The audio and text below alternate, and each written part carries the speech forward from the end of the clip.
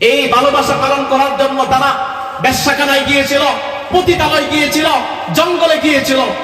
যদি আপনি তাদেরকে প্রশ্ন করেন তোমরা এই কাজগুলো কেন করলা, তারা আপনাদেরকে সহজে উত্তর দিবে আমাদের কিছু মৌলবী আছে, আলেম আছে, সবাই বরাতের রাত্রে মসজিদে নামাজ পড়ার চেয়ে, নফল নামাজ পড়ার চেয়ে, জিকির করার চেয়ে বেশ্যাখানায় রাত কাটানো ভালো, এই কারণে আমরা বেশ্যাখানায় ছিলাম।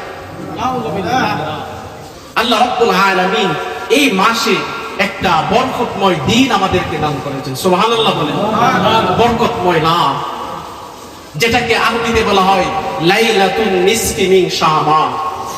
হাদিসের ভাষায় বলা হয় লাইলাতুন নিসফি মিন শাবান। আর আমরা কি বলি? সবে, আমরা কি বলি? বলেন আমরা কি বলি? সবে বরাত। সব অর্থ না, বরাত অর্থ হলো কর্তন করা। মানে আল্লাহ রাব্বুল আলামিন এই রাতের মধ্যে অসংখ্য অগণিত বান্দাদের সমস্ত গুনাহগুলোকে কর্তন করে বান্দাদেরকে নিষ্পাপ বানিয়ে দেন। সুবহানাল্লাহ।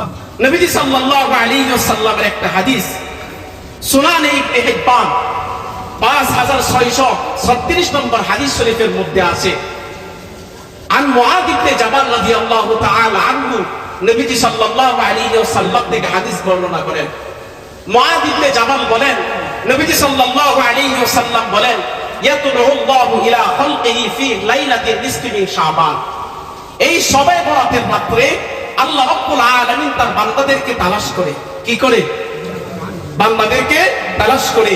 এমনকি ফায়াগফিরু লিজামিই খালকিহি ইল্লা লিমুশরিকিন আও মুশাহিদিন, দুই শ্রেণীর মানুষ ব্যতীত সকল বান্দাদের সমস্ত গুনাহগুলোকে মাফ করে দেন। সুবহানাল্লাহ। এই রাতে আল্লাহ বান্দাদেরকে তালাশ করেন কি করার জন্য?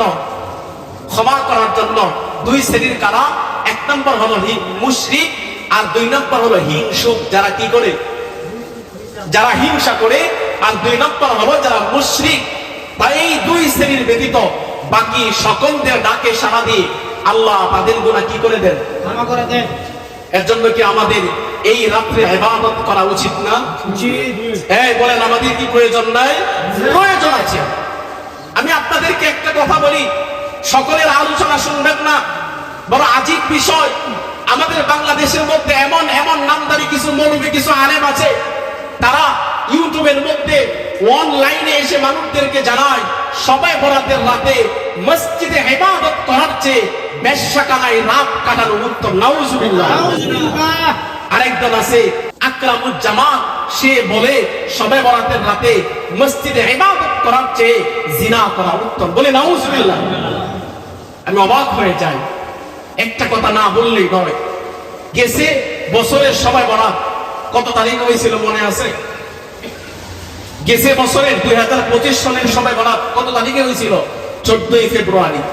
কত তারিখে? এই বলেন কত তারিখে? 14ই ফেব্রুয়ারিতে সবাই বরাত হয়েছিল।